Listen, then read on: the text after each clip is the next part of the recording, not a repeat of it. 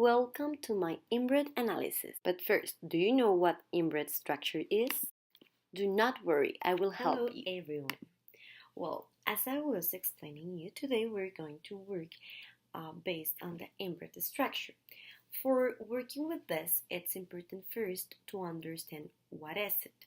Well, inbred is an acronym that stands for Introduction, Methods, Results, and Discussion.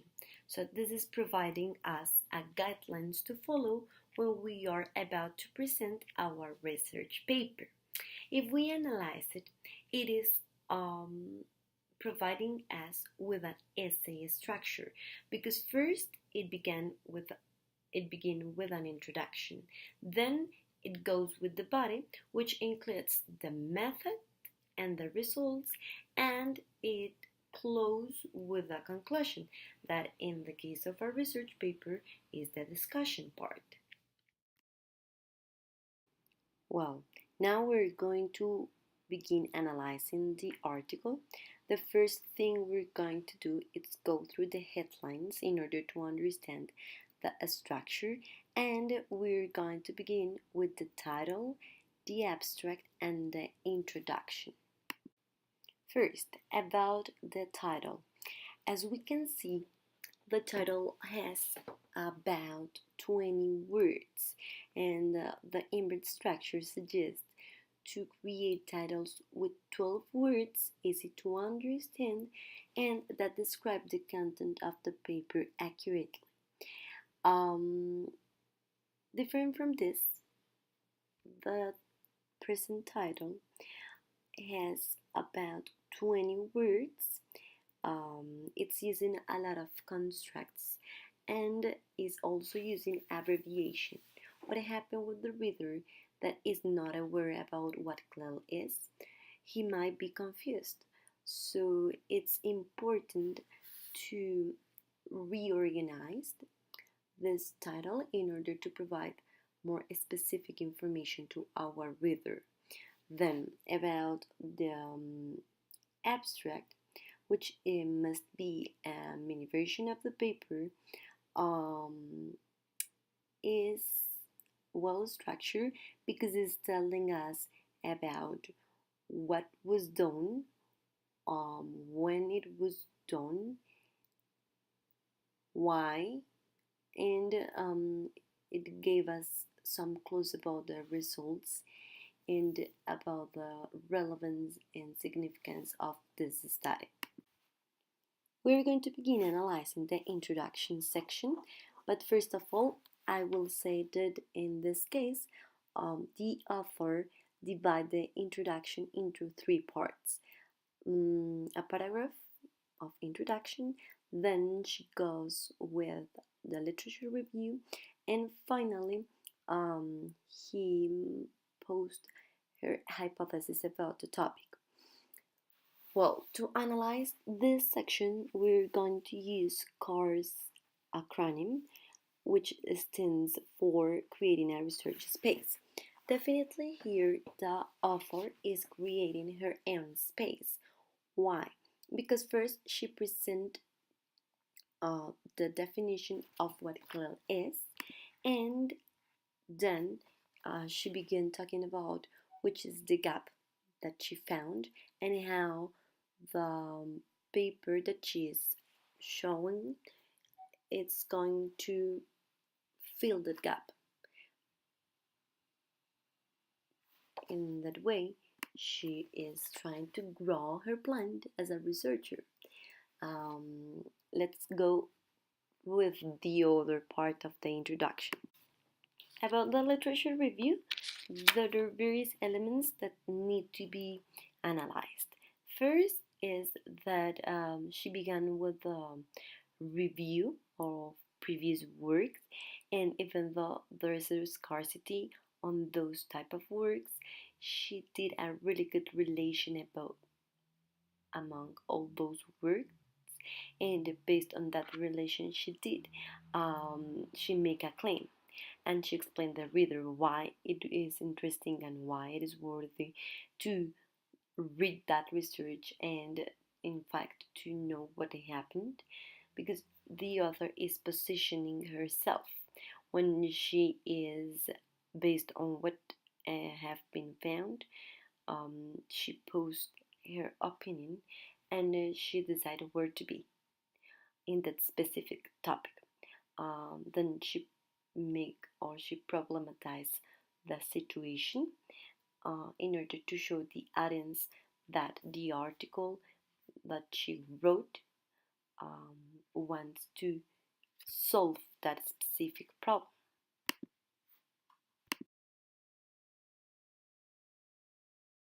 Well, and at the final part of the introduction section, what the author did was to present her hypothesis and some questions that will guide their research. This was a really clever way to develop the introduction section. Why? Because the author positioned herself as a researcher and she was really clear about what was the hypothesis of the study, what were the aims, and how she will achieve those aims. It's also important to recognize that she convinced the reader because all the time she was giving reasons why her study was important, why her study was providing new information about CLIL. So the sequence of the introduction, the elements that are needed following inbred structure are there, and that's why it's important and coherent to say that introduction part was really well structured and done.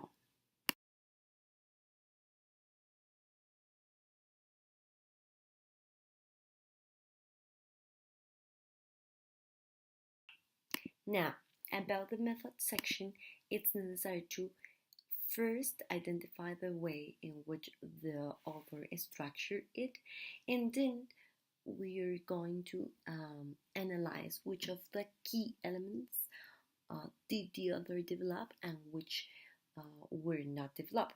The first one and the most important for terms of understanding what was done, um, the author effectively make a description of the study location. So she described how were the participants and the context of the current study. She also explained in a really detailed and precise way the way in which the participants interact with the study and how were the instruments used by the different actors that were participating. And afterward, she showed a table that summarized the way in which the instrument was structured and used, showing some specific and main standard, the task, and the result. After the table was shown, there was a description about what was found, what was found. But it's important here to clarify that the written description must have different elements from the table because the reader can read the table. So what we need to provide the author with is with a rationale and with statistical and math procedures. In this case, the author was explaining the program she used in order to analyze that data she collected, and also she was explaining some implications about what she have found. So, based on those key elements, it would be coherent to say that she effectively developed this section because she followed almost all of the elements that were required.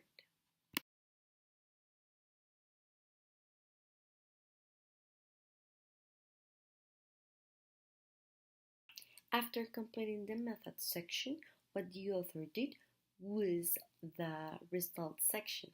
In this section, she was presenting the results using the tables, but she was not doing any analysis or any interpretation of the results because this will go in the other section, which is really accurate and let the reader go through the process without feeling overwhelmed with the information that is presented, and the charts and the tables that she exposed are really simple, but the information that is presented is really meaningful.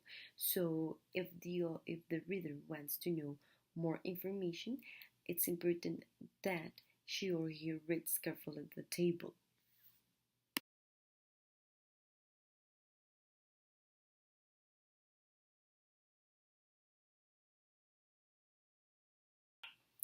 Well, finally, we arrived to the discussion section, and here it's really important to mention that the way uh, the author structured it was by answering the two questions that she posted on the introduction, which is a really good way to um, summarize what have been done until that moment, and also begin concluding what was achieved or not with that study.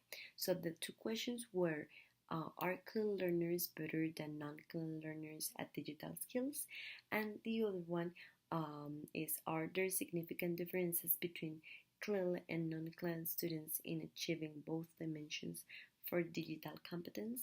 As we can see, she was comparing all the times the two participants or the two populations that she chose previously.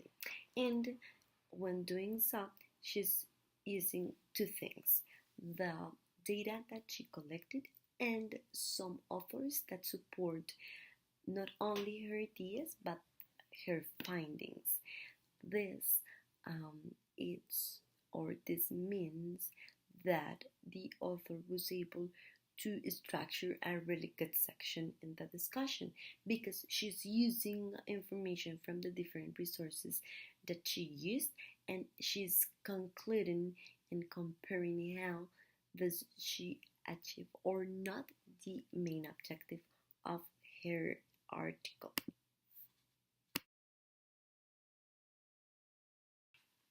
Finally, we arrived at the conclusion. Even though the inbred structure proposed that the conclusion need to be presented in the previous section, the author decided to make it in a separate way. So, in this section was structured by four main points. So, first, the author pinpointed the most important elements about how CLIL is the most effective approach to enhance the digital and communicative skill in the learners, especially in the secondary or a high school level. Then um, the author also explained which were some of the limitations the study had, and she proposed further investigations.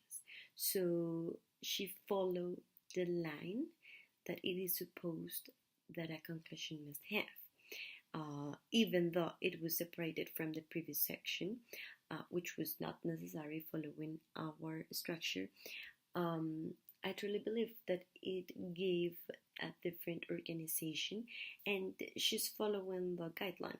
The only thing is that she include a different subtitle, but I think that the conclusions are really easy to understand, and also they are really linked with the hypothesis that the author had at the beginning of the study.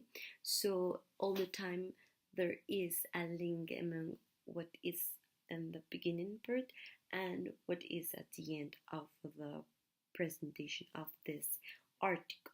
That's why I would say that the last part of her article was well structured, following the inbred guideline and requirements.